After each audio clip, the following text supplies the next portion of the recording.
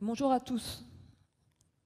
La relation métropolitaine fait face à un double enjeu, celui de la qualité des relations institutionnelles et celui du ressenti citoyen. Non pas le ressenti citoyen sur le bien fondé des différentes instances de la gouvernance métropolitaine ou sur la fluidité dans le dialogue entre les différents niveaux de collectivité, mais le ressenti des citoyens habitant aux marges des territoires métropolitains quant à leur place dans la collectivité métropolitaine et quant au regard qui est porté sur eux.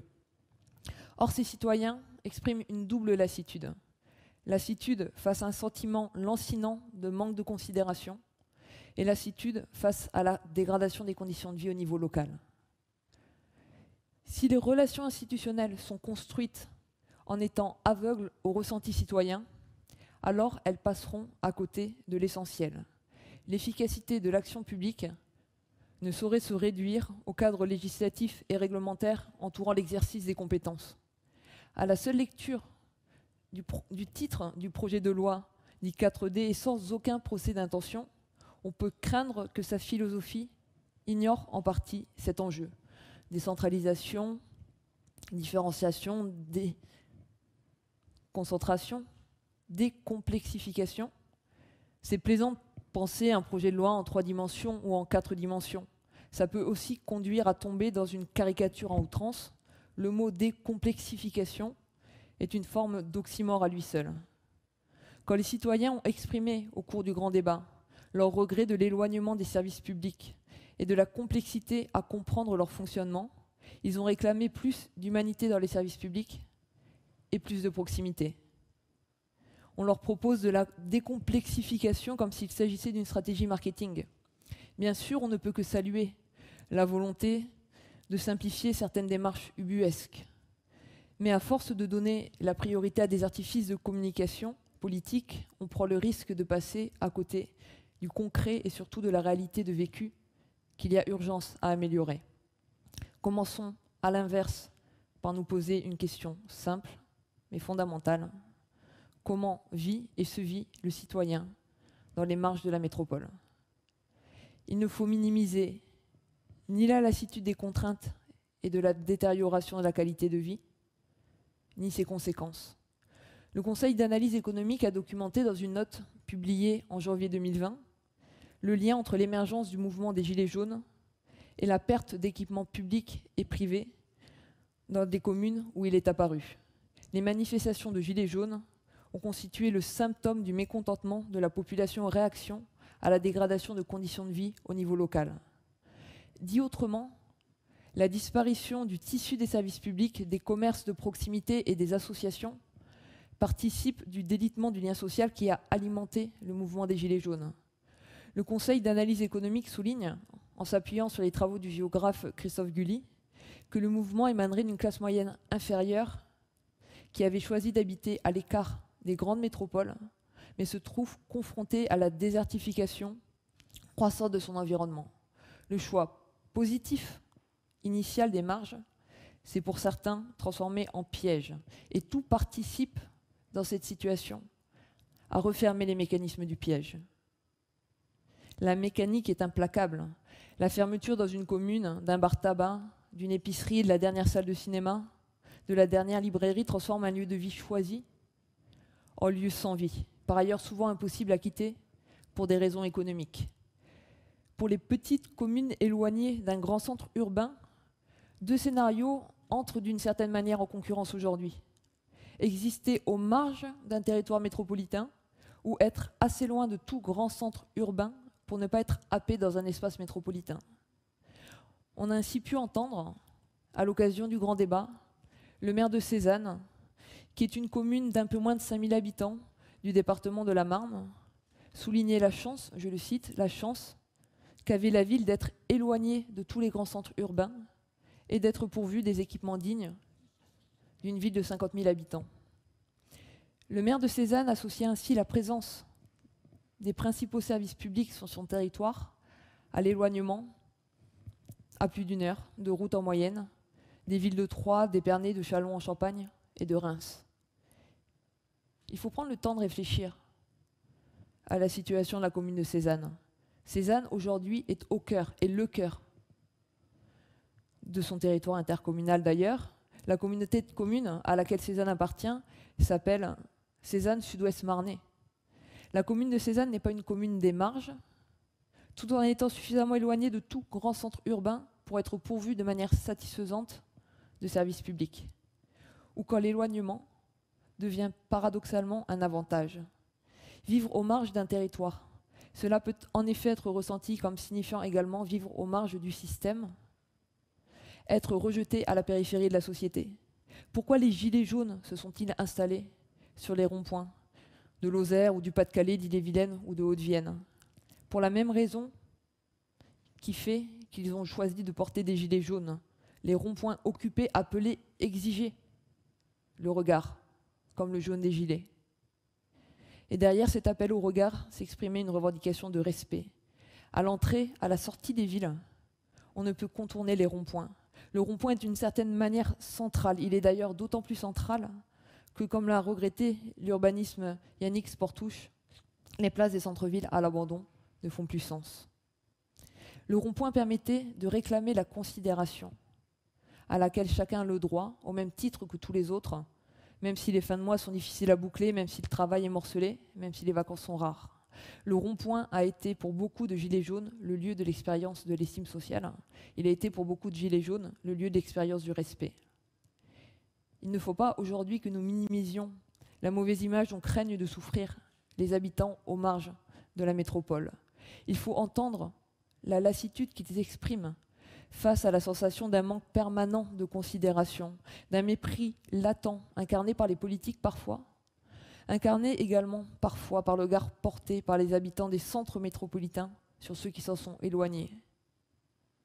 Dans les colonnes du Monde, on était en décembre 2018, Johan, un gilet jaune qui s'était installé sur un rond-point à l'entrée de Marmande, disait vouloir aller marcher contre les bobos, contre les gens de la métropole qui nous qualifient de sauvages, qui nous méprisent parce qu'on ne pense pas et qu'on ne vit pas comme eux. Il traduisait sa crainte d'être considéré comme un habitant de seconde zone. On peut choisir de vivre aux marges, on ne choisit pas, on ne choisit jamais d'être relégué en seconde zone. Même si le mouvement des Gilets jaunes s'est essoufflé depuis plusieurs mois maintenant, cette peur et ce refus de la seconde zone persistent. Or, les élections municipales du printemps 2020 ont renforcé dans les grandes aires métropolitaines le risque d'une politique de la première zone, le risque d'une politique des centres-villes. Les citoyens des grandes et surtout des très grandes villes ont exprimé dans les urnes à l'occasion de ces élections municipales des préoccupations écologiques. Ils attendent une ville apaisée, ils attendent une ville attractive, développant les mobilités douces, à l'urbanisation maîtrisée. Je vous renvoie aux travaux de Gilles Pinson, qui est professeur de sciences politiques et qui a particulièrement bien analysé les attentes des électeurs de ces élections de juin 2020. Et c'est une des clés de la victoire de plusieurs listes écologiques portées par un électorat à fort capital culturel et à l'origine de processus de gentrification.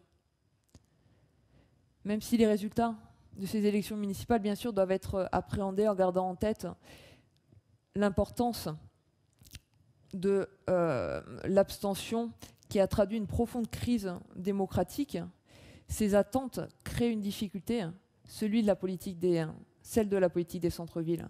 Parce que dans ce contexte, alors que ces attentes écologiques ont été exprimées par les électeurs, les exécutifs à la tête des centres urbains autour desquels les métropoles sont construites font aujourd'hui face à un défi dont les termes sont faciles à poser, mais beaucoup plus difficiles à résoudre. Comment répondre aux attentes de leur électorat tout en s'ouvrant sur la métropole afin de ne pas participer au creusement de fractures territoriales. Le philosophe Pierre Charbonnier a, dans une tribune pour Libération publiée en juin 2020, défini 2 chemins possibles. Le premier chemin, c'est le chemin d'une consolidation des inégalités sociales et spatiales à partir des valeurs vertes. Dans ce scénario, la ville-centre sera celle de la qualité de vie, la ville des parcs et des jardins, la ville des boutiques bio, des mobilités douces et des loyers élevés. Et les périphéries seront condamnées à supporter le coût écologique et social de ce mode de développement. Le second chemin est à l'inverse celui d'un nouveau pacte entre la ville-centre et les périphéries, ces espaces fantômes qu'elles consomment et consument. Ce second chemin prendra la forme d'une renégociation de la complémentarité entre la ville et la campagne, par la construction de circuits courts et de qualité, par l'investissement dans les infrastructures de transport collectif, par le blocage de l'artificialisation des sols et par le blocage des grands projets immobiliers. La question des transports en commun constitue une illustration particulièrement pertinente de ces deux scénarios et de leurs conséquences. Si le choix de la gratuité n'est fait que sur une partie d'un territoire métropolitain, et singulièrement son centre, alors le risque d'un renforcement des fractures sociales et territoriales est fort. À l'inverse, l'extension de la gratuité à la totalité d'un territoire métropolitain participe de la connexion des espaces. L'échelon métropolitain, son existence, son affirmation, son développement, doit en théorie faciliter le décloisonnement social et écologique que le philosophe Pierre Charbonnier appelle de ses vœux. Et son développement devrait donc contribuer à éviter le risque de la politique des centres-villes. Si on reprend l'exposé des motifs de la loi de modernisation de l'action publique et d'affirmation des métropoles, cet échelon est défini comme un espace de solidarité pour élaborer et conduire ensemble un projet d'aménagement et de développement économique, écologique, éducatif sur un territoire afin d'en améliorer la cohésion et la compétitivité.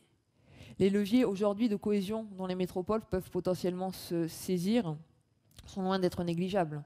S'agissant par exemple de l'organisation des territoires, la possibilité actuelle en matière de logement et d'hébergement de constituer un bloc cohérent de compétences métropolitaines offre aux métropoles de véritables opportunités de transformation. Mais les métropoles ont-elles toutefois permis, concrètement, dans la réalité jusqu'à présent, des évolutions telles que l'on puisse dire l'objectif de solidarité et de cohésion poursuivi au moment de leur création et de leur renforcement législatif atteint? Le premier bilan qu'en a fait la Cour des comptes, dans son rapport sur les finances publiques 2020, permet d'en douter. Les magistrats de la rue Cambon l'ont qualifié sans détour, ce premier bilan, de peu convaincant. Comment expliquer cette mise en place poussive? Elle est en grande partie due au fait que la démocratie métropolitaine est à inventer. Pour moi, la démocratie métropolitaine, aujourd'hui, fait face à 3 défis. Le premier défi est celui du renforcement de la légitimité des élus métropolitains. C'est un renforcement indispensable à une dynamique de développement du projet métropolitain. Il se pose avec d'autant plus d'acuité, cet enjeu, que dans certaines métropoles, et ainsi que le souligne le rapport de la Cour des comptes, les instances consultatives au fonctionnement souvent informel, que l'on parle des conférences métropolitaines, que l'on parle des conférences de maires ou des conseils de maires, ces instances exercent une concurrence, je cite, vis-à-vis du conseil métropolitain et posent la question de la légitimité et du pouvoir réel des conseillers métropolitains dans la définition et dans la mise en œuvre des politiques métropolitaines. Dans ce contexte, l'élection en juin 2020 au suffrage universel direct des conseillers de la métropole de Lyon représente une évolution dont il sera intéressant d'observer de près les conséquences. La légitimité des élus métropolitains doit toutefois être affirmée indépendamment du mode de scrutin. Le deuxième défi pour la démocratie métropolitaine est celui de la gouvernance métropolitaine, c'est-à-dire de la capacité à définir des intérêts communs tout en protégeant la voix de toutes les communes membres de la métropole, quel que soit leur poids démographique. Autrement dit, comment aller au-delà d'une cogestion intercommunale qu'on pourrait dire à la bordelaise, sans exclure les maires du processus décisionnel. La solidarité territoriale exige le dépassement des enjeux de pouvoir, mais la ligne de crête est étroite entre l'écueil de la fragmentation des intérêts et celui de l'aphonie des plus petits. Les pactes ou les chartes de gouvernance permettent certes de s'accorder sur des principes de débat, de délibération et de décision, mais c'est dans le concret de la pratique métropolitaine, et non pas sur le papier, qu'il pourra être jugé de l'apport du nouvel échelon métropolitain au renforcement de la cohésion d'un territoire. Et dans ce contexte, certains choix ne sont pas sans ambiguïté. Prenons par exemple le principe d'un droit de veto, à l'image de celui qui est prévu dans la charte de gouvernance de la communauté urbaine du Grand Reims, afin qu'aucune décision ni aucun projet concernant une commune ne soit imposé à aucun maire. Ce droit de veto représente à la fois une garantie accordée aux plus petits, mais c'est aussi un marqueur de la fragilité de la pratique démocratique métropolitaine. Par ailleurs, les récentes évolutions législatives ne jouent pas en faveur du renforcement d'une dynamique métropolitaine réelle. Il faudra mesurer dans quelques mois, dans quelques années, la portée de la disposition de la loi de décembre 2019 relative à l'engagement dans la vie locale et à la proximité de l'action publique, cette disposition qui précise que la métropole est, par nature, au service des communes. Certes, cette disposition a été adoptée dans un contexte dans lequel les conclusions du grand débat ont montré que la commune est la collectivité territoriale à laquelle 68% des Français se disent la plus attachée. Et d'ailleurs, pour beaucoup de maires aujourd'hui, quand on les interroge, pour beaucoup de maires des communes périphériques, cette disposition législative est plus un artifice de légistique qu'autre chose au regard de leur ressenti.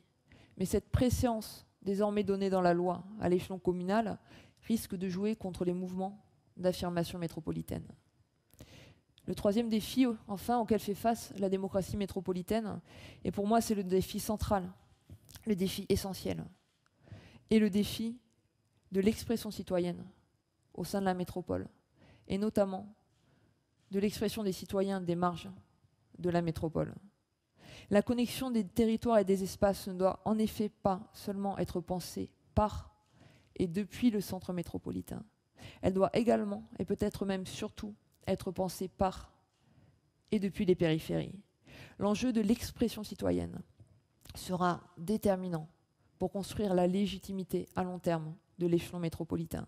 Qu'il soit pris en charge cet enjeu dans les pactes et les chartes de gouvernance ou qu'il soit pris en charge par des instruments dédiés. On peut par exemple citer la charte de la participation citoyenne de la métropole de Lille ou le projet de pacte citoyen métropolitain de la métropole de Grenoble. Le cadre légal inclut désormais l'exigence de participation citoyenne, en prévoyant notamment l'organisation d'un débat et d'une délibération sur les conditions et sur les modalités d'association de la population à la conception, à la mise en œuvre ou à l'évaluation des politiques de chaque métropole.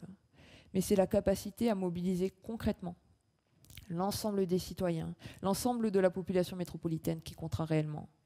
Cet objectif est d'ailleurs formulé explicitement dans plusieurs chartes de gouvernance métropolitaine.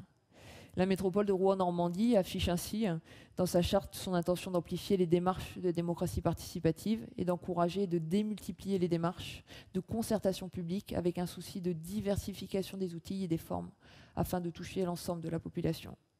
La démocratie participative ne fera sens à l'échelon métropolitain que si elle mobilise largement les habitants de l'ensemble du territoire et des habitants dont la diversité des profils soit à l'image de la diversité de la population, de l'ensemble d'un territoire. Alors que les citoyens expriment leurs attentes régulièrement d'être mieux associés à la prise de décision publique, il faut parvenir à créer les conditions d'une citoyenneté métropolitaine qui ait une réelle épaisseur. Cette citoyenneté que la charte de participation citoyenne de la métropole de Lille appelle une citoyenneté active. À mon sens, l'enjeu est double. Il en va de l'affirmation de la démocratie métropolitaine. Il en va également de la cohésion du territoire métropolitain. Le dialogue entre les périphéries et le centre métropolitain ne peut uniquement se faire dans les assemblées, dans les conseils d'élus. Il doit aussi passer par les citoyens. Au regard de ces défis pour la démocratie métropolitaine et de ces enjeux, une conclusion s'impose. Il faut réinventer les relations métropolitaines autour de la notion de respect. Le respect dans les relations métropolitaines, c'est la capacité à se décentrer et à reconnaître la légitimité des exigences de ses interlocuteurs, même si elles contrarient ses propres intérêts immédiats. C'est autrement dit le dépassement du seul point de vue égocentrique et l'adoption du point de vue des autres. L'affirmation des métropoles passera nécessairement par l'expression d'un respect du centre métropolitain pour les périphéries urbaines et pour les périphéries rurales. La dynamique métropolitaine doit se faire pour tous les territoires et non contre certains d'entre eux. Décider et agir métropolitain exige nécessairement de dépasser son tropisme municipal, de décider et d'agir parfois contre soi. La confiance doit être reconquise, partagée et réciproque. Les périphéries ne doivent plus être perçues comme les faire-valoir du centre. L'association des citoyens au débat, aux délibérations, aux décisions, à travers le développement d'une démocratie participative métropolitaine, peut constituer une force dans la conduite d'une telle démarche. D'autant plus qu'elle doit participer du renforcement de l'estime sociale que les habitants des marges de la métropole réclament et attendent. D'autant plus également qu'elle contribuera à remettre ces habitants des marges de la métropole au centre des débats, au centre des décisions, au centre des choix démocratiques, au centre de la société. Autrement dit, à la place qui est naturellement la leur. Merci beaucoup.